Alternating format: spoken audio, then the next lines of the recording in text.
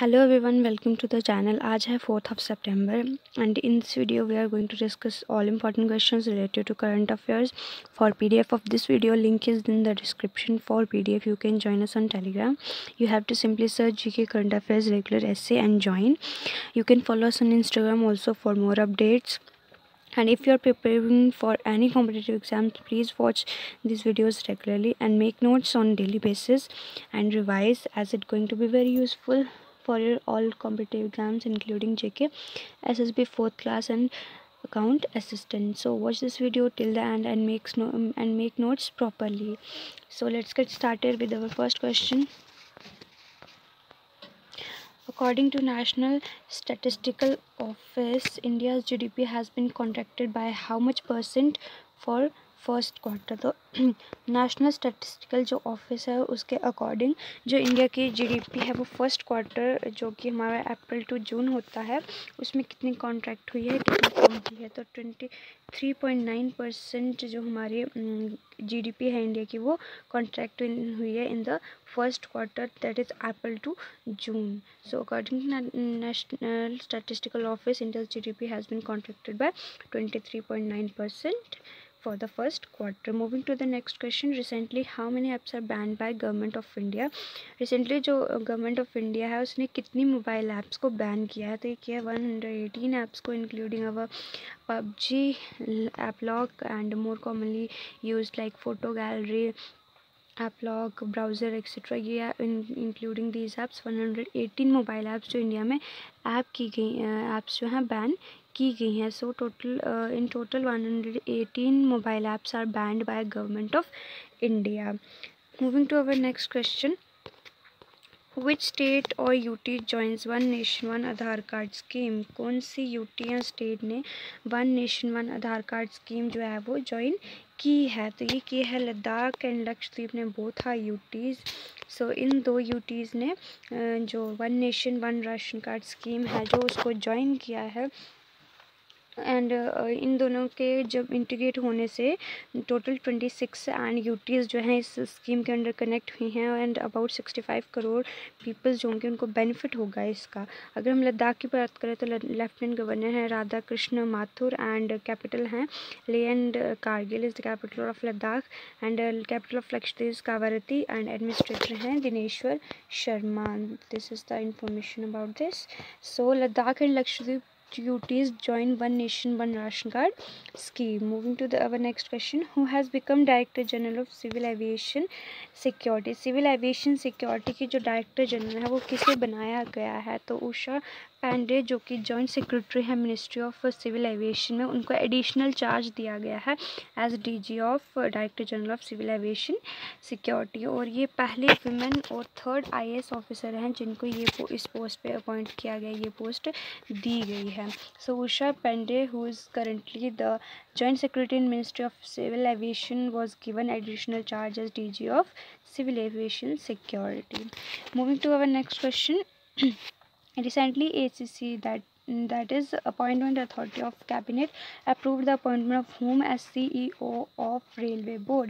तो Appointment Authority of Cabinet ने किसको अप्रूव किया है अपॉइंटमेंट करने के लिए as CEO of chief executive officer of railway board? तो जो VK यादव हैं इनकी अपॉइंटमेंट होगी as CEO of railway board. So currently ये जो चेयरमैन है रेलवे बोर्ड के VK यादव करेंटली चेयरमैन है रेलवे बोर्ड के और इनको ही chief executive officer of railway board भी अप्रूव किया गया है, अपॉइंटमेंट इनकी हो गई. अगर हम यूनियन मिनिस्टर ऑफ रेलवेज की बात करें तो ये हैं पीयूष गोयल.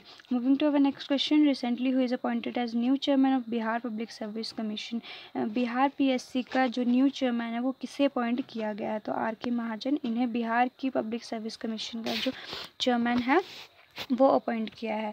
देखिए गाइस, जब भी मैं क्वेश्चंस वीडियोस अपलोड करती हूँ आप प्लीज़ उन्हें प्रॉपरली देखा कीजिए. और ये इनमें से जैसा कि आप सबको पता है कि हर कॉम्पिटिटिव एग्ज़ाम्स में वो 10 to 15 क्वेश्चन करंट अफेयर से आते ही आते हैं. तो अगर आप इनको रेगुलरली देखेंगे, इनको के नोट्स बनाएंगे, इन्हें पढ़ेंगे तो डेफिनेटली आपको ये 10 to 15 मार्क्स कॉम्पिटिटिव एग्ज़ाम्स में दिलाएंगे. So watch this videos regularly and make notes properly.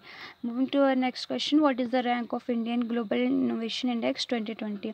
India की रैंक ग्लोबल इनोवेशन इंडेक्स में कितनी है, जो 2020 में भी रिलीज़ हुआ है? तो 48th रैंक है इंडिया की इन ग्लोबल इनोवेशन इंडेक्स में. इंडिया ने 4 रैंक्स अप जंप किया है, मतलब 4 रैंक्स ऊपर आई है हमारी इंडिया, और टॉप 50 कंट्रीज़ में आ गई है in case of global innovation index में. Switzerland, Sweden, US, UK, Netherland ये टॉप स्पॉट्स हैं रैंकिंग के. And this is the 13th edition of global innovation index. 13th edition of global innovation index है, जो कि जॉइंटली रिलीज़ किया world intellectual property organisation, Cornell university and institute business schools ने. So इन तीनों organisation ने इसको jointly release किया है, जो 13th एडिशन है ग्लोबल इनोवेशन इंडेक्स 2020 का. सो 48th रैंक है इंडिया की, और ये टॉप 50 कंट्रीज़ में आ गई है.